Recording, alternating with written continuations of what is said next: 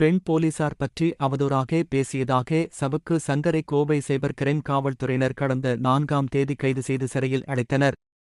தொடர்ந்து பல வழக்குகள் போடப்பட்டது. அதன் தொடர்ச்சியாக குண்டா சட்டமும் பாய்ந்தது.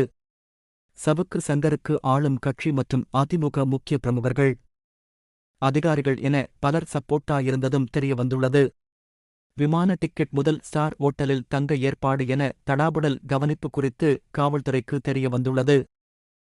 அரசு தொடர்பான விவரங்களை சில உயர் அதிகாரிகள் தெரிவித்து அதன் அடிப்படையில்தான் சவுக்கு ஆளும் கட்சிக்கு எதிராக பேசுவதற்கு உதவியதும் கண்டுபிடிக்கப்பட்டுள்ளது. சவுக்கு சங்கருக்கு உதவியது யார் யார் என்பது குறித்து மாநிலம் முழுவதும் லிஸ்ட் தயாராகி வருகிறது. அவர்களை காவல்துறையினர் எந்த நேரமும் கைது செய்யப்படலாம் என்ற பீதி ஏற்பட்டுள்ளது.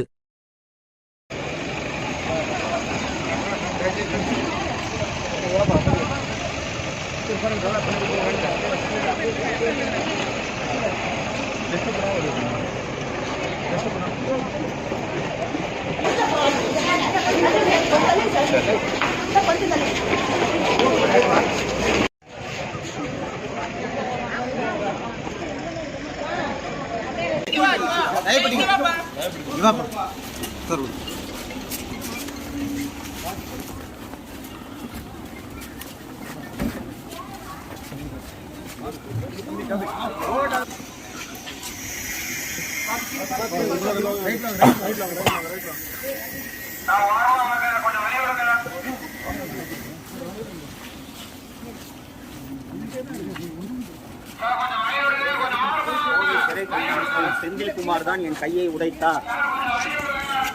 இந்த கோவை சிறைதான் உனக்கு சமாதி என்று என்னை மிரட்டுகிறார்.